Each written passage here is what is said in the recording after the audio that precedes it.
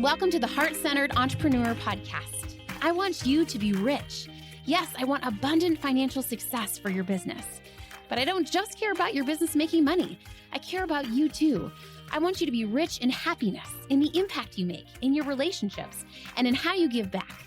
I'm Anna. I built my six-figure business as a side hustle while I was pregnant with my daughter in 2016. Now I've helped dozens of women do the same.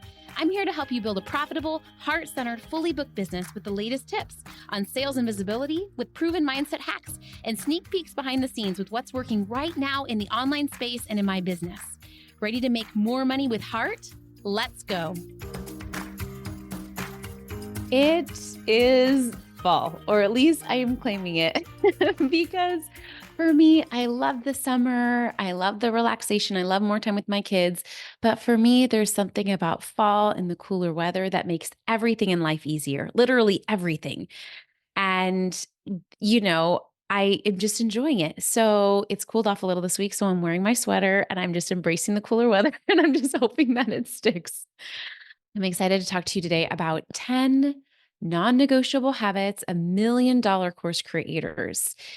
If you've seen any of my content lately, I have been sharing the fact that you guys know I love doing one-on-one coaching. It's the heart and the life of what I love to do is work with women one-on-one. But you might be surprised to know that as I was telling my numbers, I've made nearly $1 million in course and program sales alone outside of my one-on-one practice.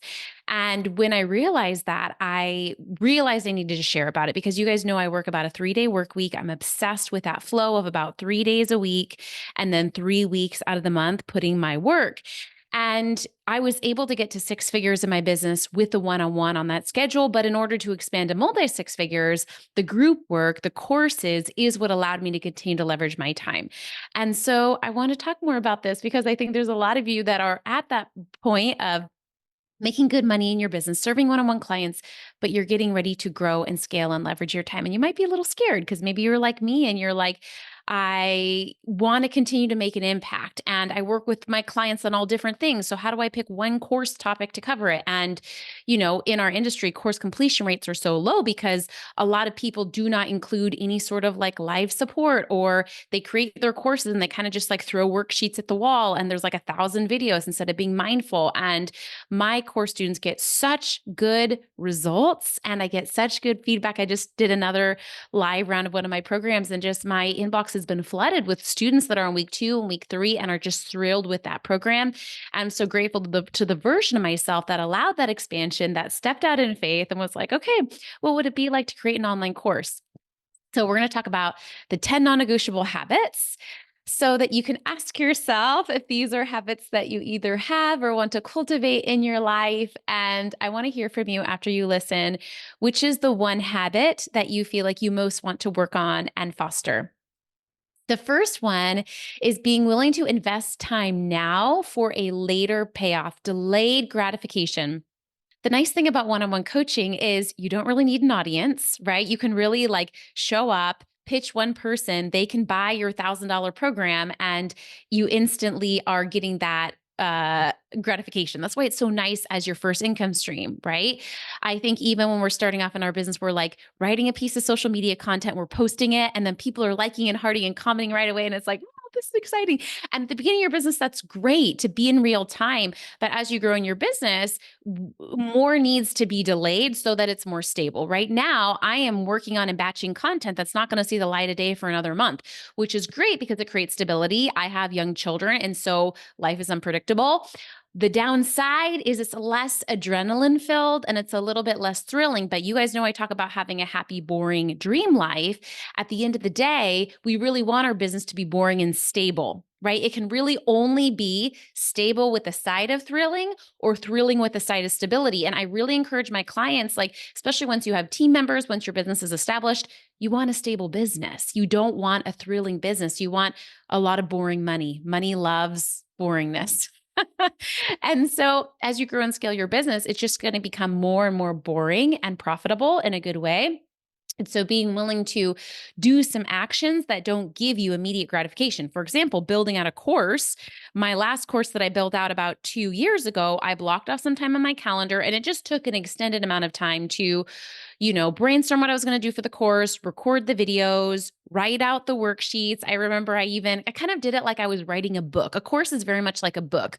When I wrote my book, I feel like it was kind of a similar process. I remember even once I wrote all my course worksheets for all 12 weeks or like started them out, my printer wasn't working at the time. So my dad printed them all out for me. He was so sweet. He like put a post-it note at the top of them and I laid them out on my floor. Just like when I wrote my book, I wrote some of my chapters and concepts out and I laid it out on the carpet because I'm a big fan of like visual conceptualization and stuff like that. But anyway, I digress.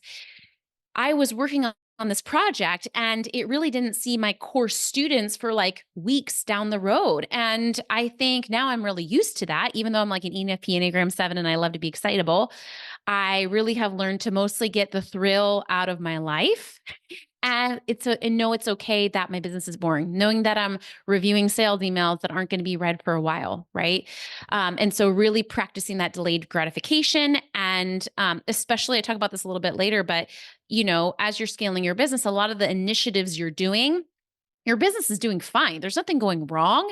It's just not rapidly growing. And so, in order to rapidly grow, you're going to have to prioritize some things that are important, but not urgent, right? It's not your clients that are waiting on you. It's not an email, right?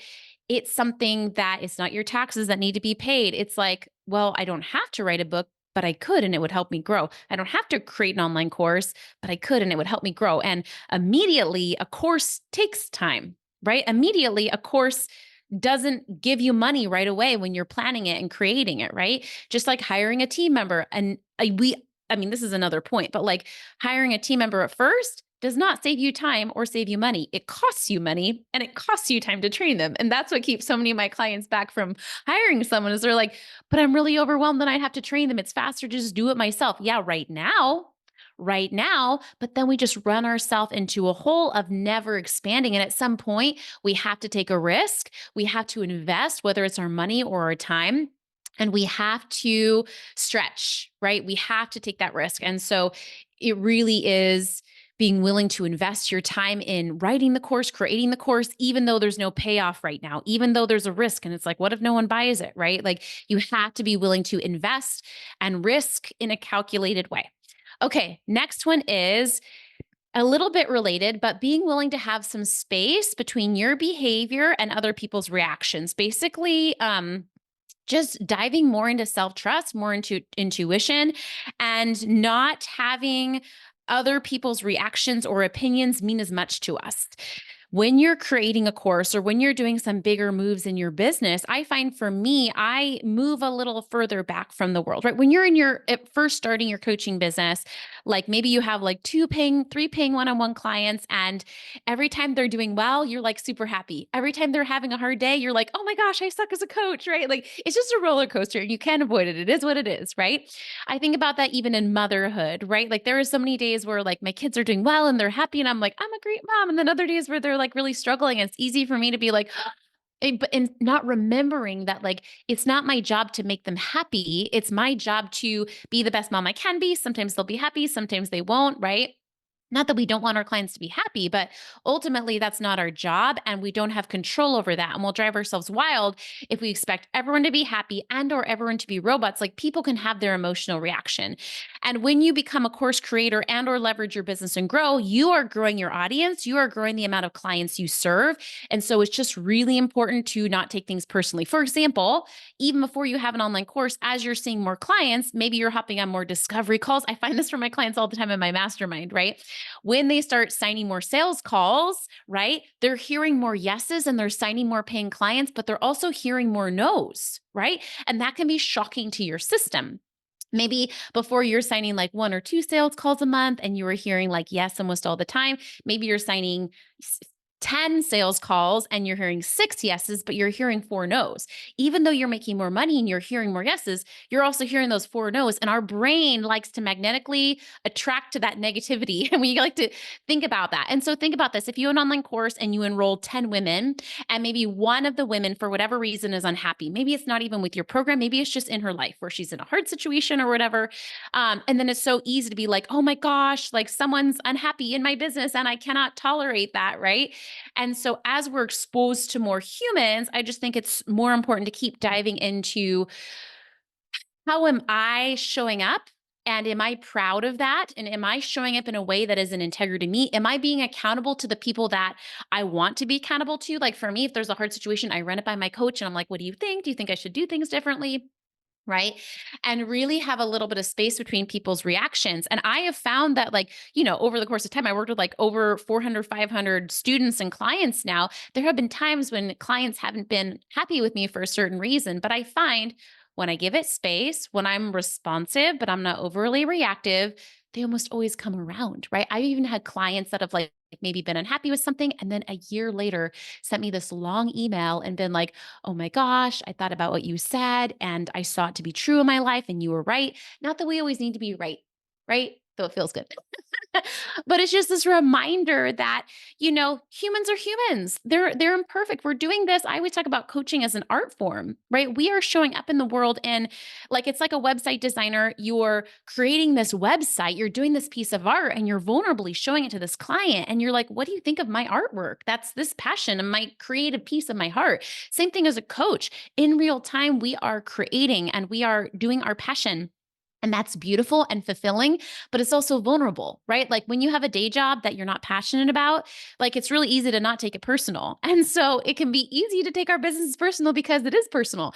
And I actually think it's the trade off I take because the upside of having a passion based business is so big and fulfilling and gratifying and easy. But the downside is that it can feel personal sometimes. But again, this point is just being willing to have a little bit more space as your audience grows between and it's not still listening to your audience members, still listening to your clients, but having a little bit of like I can almost think about it like a thick wall of jello between us.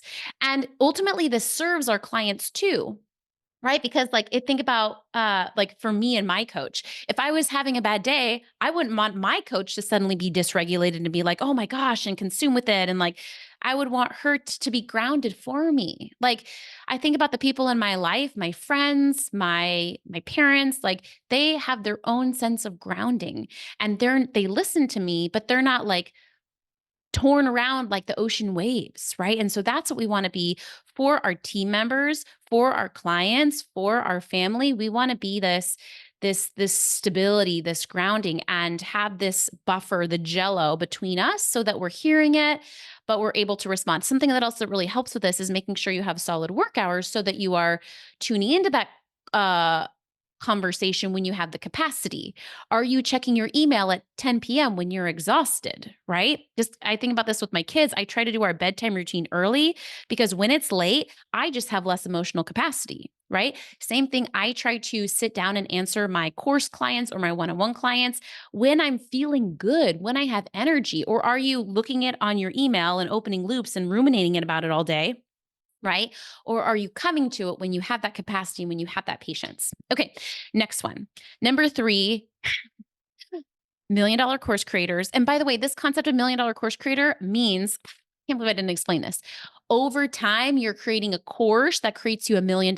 It will not, I mean, it could, but create you $1 million when you first create it. You might make 10K on the first launch. You might make 5K on the first launch. Who cares, right?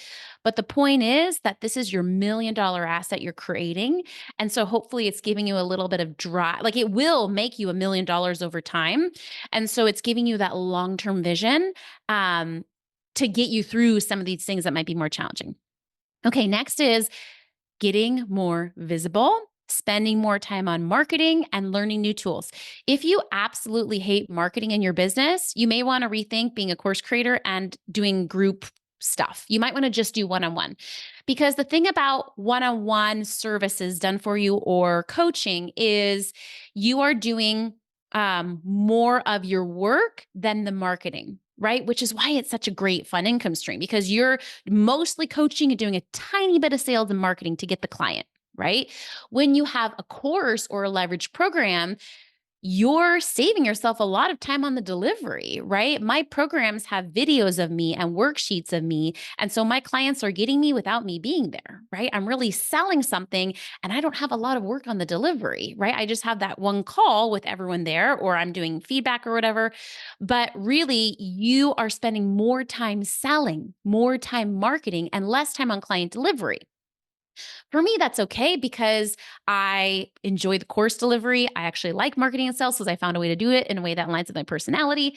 I also have my one-on-one clients for delivery, so that like itches that scratch for me. But I see this all the time where women come to me and they're like, "Oh, I don't like sales and marketing, but I want to have this online course." But here's the thing, when you have an online course, most of your time is the marketing. Most of your time is the selling because you're saving time on the delivery, and so your main job is to fill it, right? To fill more people. And so reminding yourself, like, okay, now it's my job to get more visible, to spend more time marketing, to learn new tools, right? For me, I've really invested my time and energy on like learning Facebook ads a little bit more. I've been spending a little bit more time on Instagram Reels, right? Of course, you can find marketing tactics that fit with your personality, but just owning that, oh, part of my job now as a course creator, as a group program facilitator is the marketing, is the sales. To fill the program with 30 people, someone's got to do it. Who's going to do it? That's going to be you, right? Okay. Related, number 4 is remember to always get better at selling. This is something that I have a whole mastermind on, sell with heart, because I'm a big fan of helping women who have existing businesses improve their sales skills so that they can do this, fill their courses, fill their programs in a way that feels natural to them, right? So this means understanding your clients' objections, understanding your messaging, getting better and better at your messaging. I'm a big fan with my team on using brand keywords. Like lately, I have added, you guys know I use Happy Boring Dream Life. Lately, I've added 3-day work week because it's what I do, but I didn't realize that a lot of my clients were wanting that too. And so just thinking through words or phrases that your clients are wanting, not just the method of what you do, but the outcome, the result, right? So, yes, selling with heart is super important to me, but why? Why do women want to sell with heart? So that they can get more efficient and work a 3-day work week, right? So, really making sure that you are devoting time to getting better at the skill of selling. If you feel icky about it, if you feel off, if you're not feeling excited about the way that you're marketing and selling, trying some new things until you figure out how to do that, right? You will have to grow your audience and expose yourself to new humans online. And so, how do you prefer to do that? Do you like doing a podcast, something more audio? Do you like doing short form video? Do you like to write? Do you want to really focus on your email list, right? Do you like to connect with others? Maybe you want to do an interview show and interview people on Instagram Live. Like, there's no wrong way to do it. You don't have to be visible in all the places, but you do have to really be looking at how do I get better at selling? How do I get better at marketing? You guys know that I have a free evergreen webinar, but I kind of redid the way that it's done in that it's only 20 minutes and it's on demand and people can fast forward or listen to it at double speed because as a busy mom, nothing peeves me more than signing up for a webinar, realizing it's 2 hours, that they're pretending that it's live, but it's not. And I can't fast forward. I'm like, there is 0% chance I'm listening to this. And so that's why I made my webinar like a 20-minute video. I cut to the chase. And also, other thing that pees me on webinars is when people like tease the whole time and actually don't tell you the answer. So I like basically tell you the answer. And I'm like, here's how you can go do it on your own, or you can hire me to support you. Right. And so again, it doesn't mean you have to like sell in a way that's icky or get visible in a way that burns you out. It just means that you have to sell and get visible. So figuring out a way to do that that's comfortable for you. Next one habit of $1 million course creators, dun, dun, dun, is willing to be always learning, but not necessarily in business, right? I am a big fan of people ask me all the time for recommendations for business books. I have a few I recommend, like The Big Leap by Gay Hendricks, anything by Mike Michalowicz. I really love The Pumpkin Plan when it comes to talking about niching, but that's basically it. I love reading personal development books, but I'm just not a huge fan of a lot of business books because I'm a big fan of like, doing business your way within your personality and getting inspiration. But I don't really like a lot of business books, but I do continually learn. I'm a big learner. You guys may know some of the things that I have learned. I have really, in times, like studied selling and really tried out and really leaned into and Googled and read different articles, listened to different podcasts about that. I am in the process of trying to manifest my next partner. So I've listened to a lot of podcasts and philosophies and read a lot of books on relationships and healthy attachment, right? And feminine energy and all of that.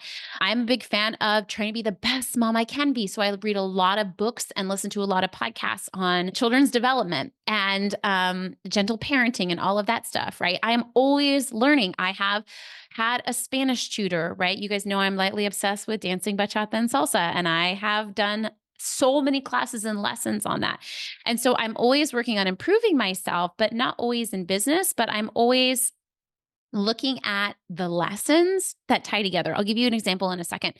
Um, another form of my learning is just through one-on-one support, right? I have a one-on-one business coach, I have a one-on-one therapist, and just continually working on my growth edges and being radically honest with myself in the areas I need improvement. And something I feel like I've always done good on. Shout out to my parents because I feel like they were very kind to me growing up. And so I have a really good self esteem naturally. And I know that that's a huge, huge gift. But I find that I'm able to really look at my flaws and failures without taking them personal. And that's a huge asset when I can be like, well, that launch failed, or, oh, I really didn't do my best, or, oh, I shouldn't have said that to that client. I need to go back and apologize to her, right? I'm able to really look at like, wow, I really have a problem trusting people. I really have a problem letting go of control. Right. I'm able to say those things without being like, oh my God, there's something wrong with me. I'm a bad woman. I'm never going to find love. I'm a horrible coach.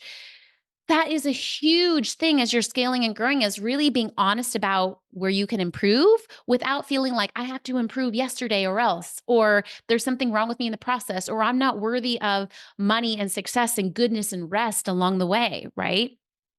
And I think it's just imperative that we're able to, the CEO assessment that I share with you guys, you right at the top, your biggest opportunity area for your business right now. Is it that you're not making sales, you're not signing clients, you're not getting visible? Be able to say that. And I almost encourage you to say it in third person, like, my business has a challenge area in this, has an opportunity area to grow its audience size, because right now my audience is not big enough to sustain courses or whatever, right? My business has opportunity to get better at closing on sales calls because I'm landing on sales calls, but I'm not closing them, right? And again, there's nothing wrong with you. It just, maybe you need to learn a skill. Maybe you need to change something. And this helps us grow so much faster when we're able to just work on the problem instead of working on the problem and also feeling really crappy about ourselves because we're making it wrong to have the problem. In business, we'll always have a problem. When we solve one problem, we have another, right? I need to make sales. I'm making all these sales. Now I have a lot of clients. I need to hire a team so that I have more capacity to serve them. Okay, now I have the team. Now I have more capacity. I need to sell and get visible again. Like, it is a rat race unless you take a minute and learn to enjoy it and learn to enjoy the improvement, right? And so even though I'm not always reading business books, and I know my growth area. I also give myself permission to take a break from working on it. Like, you guys know, I work about 3 weeks and then have a week off. On that off week, I'm not like feeling like now I need to catch up and clean out all my junk drawers and I need to double down on that personal weakness of mine. Like, no, sometimes I can take a break from my personal growth and development. I know that I need to work on that, but I can work on that next week, right? And so pacing yourself, because we'll always have something to be working on improving. Okay. Next one is being willing to receive more money for less work. And this is huge, right? As you scale and grow your business, as you're creating courses, you're going to have PayPal money dropping into your account at different times in the day, at night, when you're not working. And how do you feel about that? At first, you're like, what are you talking about? That sounds good. What? That's fine, Anna. Give me all the money, right? But yeah, but wait till it happens to you, right? For me, there's been so many times where I felt nervous, like, oh my gosh, like, are they gonna, I hope they can get the value that, I really want them to get a good value. I hope they can get good results. Maybe some survivor's guilt around, like, why is it that I'm able to make money so easily and other people are struggling, right? Well, number one, you took the risk to start the business, but really opening your heart. And maybe as you're listening to this, you just want to put your hand on your heart right now and affirm, it's safe for me to make abundant money. And for me, what really helped, because I have like a really strong work ethic and I really like to work. I worked since I was very, very young. I would take like receptionist jobs when I was like 13 and 14. I've done paid acting gigs and worked really hard for those. I worked in a restaurant. I really like to work. I do. Like I like to work. And so for me, it was like I'm willing to receive money when I work hard and I'm proud of myself for having a good work ethic, but also what if I believed that it was also okay to receive money when I didn't work at all? Right? Well, could I believe that it's okay to receive money not working or on an asset I've already created? I've already written the book, but I'm still getting paid for it, or creating the course, but I'm getting paid for it. Is it safe for me to keep making money on something from a past version of me? That's the work. Number 7, get good at hiring and managing team and being a better boss. So, this is a big thing, right? As you have your $1,000,000 course, as you have your group program, you have more humans to manage and you can't do it alone, nor do you want to. Like, nor do you want to. And it's a learning curve to hire support. I feel like at the start of my business, I hired like 7 different VAs and I was a mess. I was a mess. I apologize if you were one of those VAs. I was not the best boss. I was trying to figure things out.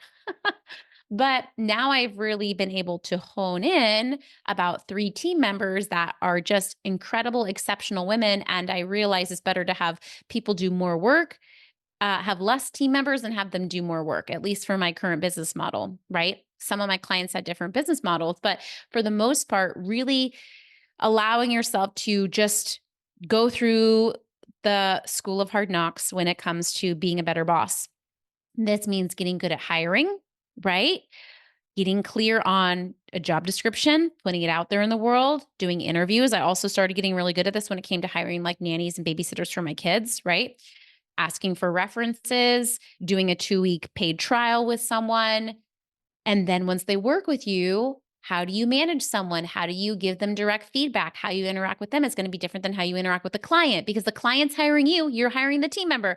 And so many of my clients, we talk about it and I'm like, wait, who's working for who? So often we feel obliged to the team member. Of course, we want to be a good boss, but at the end of the day, our job is their job is to make our job easier, right? And we have to be able to be direct and communicative about that and make it clear so they know how to make us happy.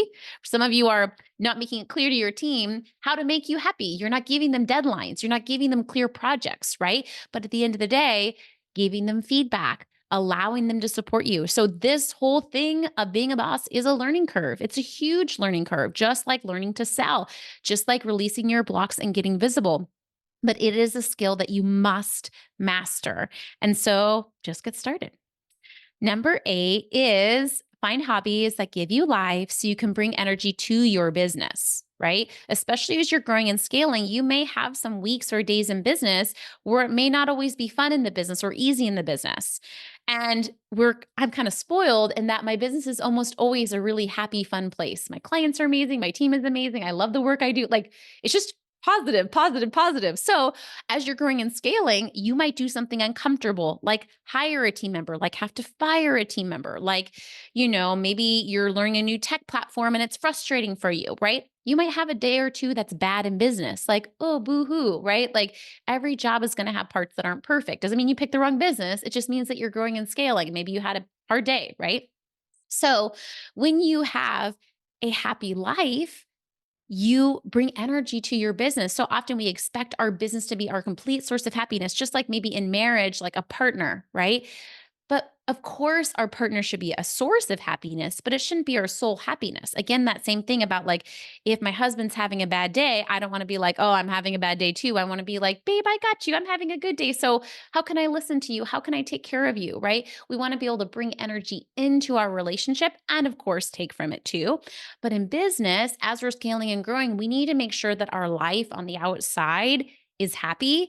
Are we sleeping? Are we exercising? Are we spending time with friends? Do we have hobbies that make us happy so that we can come at those business problems with a good attitude, we need to bring in energy into our business, especially when we're scaling. Okay. Next one is prioritize priorities. For example, like we talked about, when things are important but not urgent, and allow discomfort around undone projects. As you're scaling and growing, you just have more projects on your plate. For example, recording course videos, writing course worksheets, creating the course sales. But like you just have more. And then on top of that, you're probably still like serving your clients, serving your current clients, right? Doing other actions in your life, right? And so when you just have extra work to do, extra priorities, number one, time blocking. Number two, the 3 day a week work schedule, so that maybe you do need to work on a Friday, but it's okay because you have that buffer time, right? And really prioritizing things that are not important, that are not urgent, allowing them to go undone. This is a skill I work on all the time in my business. I was just talking about my OBM about this. Like there's this one thing in my Google Drive that's not currently organized and it's driving me wild, but we are not prioritizing it right now. Because if I had my OBM prioritize helping me with that, then it would mean we wouldn't be able to work on something I'm doing for my evergreen funnel right now. And that's the priority. It would mean that we'd have to put off something with my launch that's happening in a month and a half. And then I would regret that a month and a half from now because this is my biggest priority. Right. And so this might mean you're responding to your current clients, you're working on your CEO projects, but maybe your email inbox is backing up a little bit when it comes to like random people pitching you or people that aren't paying clients from you, right? We think we owe the free internet things. And of course, you need to be consistent in our marketing so that we get consistent money back. But maybe there's a week where you're a little less visible on Instagram because you're on the back end recording this course. Who cares? Who cares, right? And just making sure that you're prioritizing the money making actions, not just for now, but for the future that are the most important, right? Creating assets, hiring, selling, stuff like that. Okay, finally, I feel like this is a little baby masterclass. Kudos to you if you stuck in through the end. The final skill is getting really good at not working. This is related to number 8, finding hobbies that bring you life. But it is a skill, especially like when we're starting our business, we're working a lot. Usually when you're first starting to push a boulder up a hill, you have to start with a lot of momentum before it can start rolling on its own. So it's normal that you're working a lot potentially at the start of your business, right? But as you're scaling and growing, you just have to keep pacing yourself and continuing to work your boundaries. Again, because you are kind of wearing different hats. You're wearing, I'm serving my client right now. You're wearing, I'm working on the CEO project and batching some of my marketing, my podcasts, right? I am working on creating this course. I am working on hiring these team members. Oh, and I still have my current clients to take care of, right? Like you're wearing a lot of hats. And that uh, task switching can be exhausting. And so, especially if you're in a season of growth or putting yourself out there, it's remembering to get really good at not working. A way that I bully myself into not working is by like signing up for an exercise class at 3 o'clock. So I'm forced to stop working and go to the exercise class or sign up for 9 a.m. yoga so that I have to go to yoga and then I just start work at 10 a.m. and have to fit everything in. I always do. I always fit it in, right? And I always complain to myself. Like yesterday, I had signed up for a dance class in the middle of the day and I was like, oh, why did I do that? Driving there. But like I felt so good after the dance class and I still got all my work done, right? And so we just have to outsmart ourselves when it comes to not working. I'm a big fan of using app blocker and or any other platform that helps you block social media from your phone so that you're not tempted to check, right? Maybe it's leaving your phone in the other room. You guys know I have a whole phone detox system that I love, but really getting to be a master at not working, which is hard when you feel good at work, which is again, this is a good problem to have. Like, this is the problem we want to have. We love working so much, right? But it's really reminding yourself that it's safe to unplug, especially as I get more clients, especially as my business and audience grows, especially as my workload grows, unplugging so that when I do come to work, I can be productive, efficient, on point, on task, right? Okay, I hope that this was helpful for you. I am doing a free live workshop, if you haven't heard, called $1,000,000 Course that will walk you through the steps to create your course that will be that $1,000,000 asset for your heart center business. I hope you join me. And thank you for listening to the podcast. Honestly, I love having you here. I know there are a million podcasts, but the fact that you listen to this one and that you are a heart centered entrepreneur, a woman that cares deeply about your clients, cares deeply about your work, but also wants to make abundant income doing it. I just want to thank you for being here. Thank you for listening. Thank you for reviewing the show. Every single review that I get, I read it and I'm grateful for it. It means so much to me. So thank you. Okay.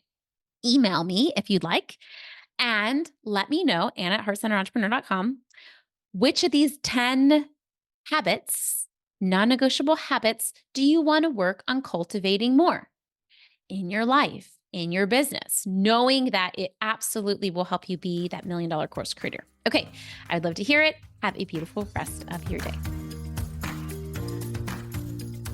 Thanks for hanging out today. Please hit that subscribe button so you can make sure to stay updated anytime a new episode drops. And I would love for you to join me in my free Facebook community. It's called The Heart-Centered Entrepreneur. We discuss the podcast episodes. I regularly go live and do free trainings. And you may even meet your newest biz bestie. So you can join at heartcenteredcommunity.com. It's absolutely free, and I cannot wait to see you in there.